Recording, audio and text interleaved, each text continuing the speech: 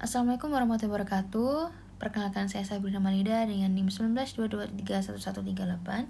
Di sini saya akan menjelaskan terkait laporan yang menganalisis konsumsi pangan menggunakan metode Semi Quantitative Food Frequency Questionnaire atau bisa disingkat SQFFQ. Nah, sebelum masuk kepada materi yang lebih dalam, kita perlu membahas latar belakangnya terlebih dahulu, di mana pola konsumsi pangan dipengaruhi oleh ketersediaan pangan, perilaku pangan, pengetahuan gizi, dan faktor sosial ekonomi, yang mana hal tersebut dapat berpengaruh pada status gizi. Yang mana oleh karena itu, pemantauan konsumsi pangan penting dilakukan untuk menilai kecukupan gizi dan kualitas pola makan masyarakat, di mana pada salah satu metode yang dapat digunakan dalam analisis pola konsumsi pangan yaitu Semi Quantitative Food Frequency Questionnaire atau SQFFQ, yang mana dianggap praktis, informatif, dan mampu memberikan gambaran pola konsumsi pangan secara kualitatif dan kuantitatif. Yang mana analisis dengan metode SQFFQ ini dapat menjadi dasar intervensi gizi, edukasi, serta kebijakan kesehatan untuk meningkatkan kualitas gizi pada masyarakat. Kemudian di sini ada biodata responden yang saya wawancara, yaitu Auriza Regita Hoirunisa dengan usia 20 tahun. Nah, selanjutnya adalah data konsumsi SQFFQ dari responden, bisa dilihat pada tabel berikut. Nah, dari data yang ditampilkan terlihat bahwa nasi putih menjadi sumber energi utama yang dikonsumsi secara rutin setiap hari dengan porsi sedang. Hal ini menunjukkan bahwa nasi putih merupakan makanan pokok utama pada responden, yang mana pada selain nasi putih, responden juga tercatat mengkonsumsi roti tawar, mie instan, serta beberapa makanan manis seperti kue dan donat, meskipun dengan frekuensi yang lebih jarang daripada nasi. Nah, selain itu responden juga mengkonsumsi minuman kemasan seperti teh botol, susu UHT, dan kopi instan walaupun tidak setiap hari. Adapun konsumsi buah terdiri dari jeruk, semangka, dan anggur yang dikonsumsi walaupun dalam frekuensi yang terbatas. Nah, dari data ini dapat disimpulkan bahwa pola konsumsi responden masih didominasi oleh sumber karbohidrat, baik dari nasi maupun makanan olahan seperti roti dan mie. Nah, selain itu, responden juga mengkonsumsi makan tinggi gula, yaitu dari minuman kemasan dan makanan manis.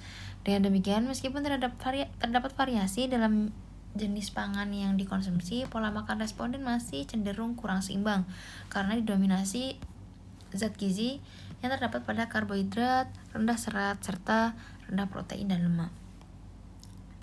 Kemudian berikut adalah data konsumsi SQFFQ dari responden, yang mana tabel berikut merupakan tabel perhitungan dari zat gizi responden.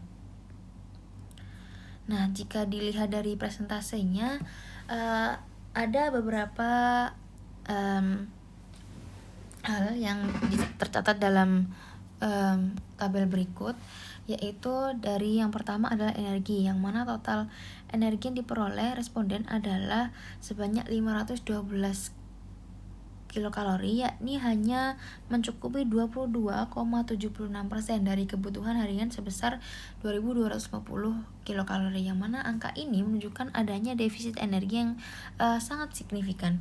Kemudian pada protein, asupan protein tercatat sebesar 107,2 gram atau 190,33% dari kebutuhan harian, yang mana angka ini cenderung sangat tinggi, bahkan jauh melebihi angka kecukupan gizi yang dianjurkan. Selain itu juga ada lemak dan karbohidrat, yang mana asupan lemak dari responden hanya sebesar 9,4 gram atau 2,26% dari kebutuhan, serta karbohidrat yang hanya 4 gram atau 1,87% dari kebutuhan kecukupan gizi pada umur responden, yang mana kedua angka ini menunjukkan kondisi yang sangat rendah, yang mana jika dibandingkan dengan kebutuhan normal tubuh berdasarkan angka kecukupan gizi. Kemudian juga ada gula dan natrium, yang mana konsumsi gula masih dalam batas aman, yaitu sebesar 14,8 gram dari batas maksimum, yaitu 50 gram per hari, serta konsumsi natrium sebesar 314 miligram yang juga masih jauh di bawah batas maksimum, yaitu sebanyak 2000 mg natrium. Kemudian berikut adalah data SQFFQ dari kelompok. yang mana jika dibuat kesimpulan, yakni rata-rata asupan energi kelompok adalah 1323 kilokalori atau hanya sebesar 58,81 gram dari angka kebutuhan harian, yaitu sebanyak 2250 kilokalori. Kemudian rata-rata asupan protein kelompok adalah sebanyak 21 gram per hari yang masih juga berada di bawah kebutuhan minimal. Kemudian asupan lemak rata-rata sebesar 16,1 gram per hari yang juga jauh di bawah angka kecukupan gizi.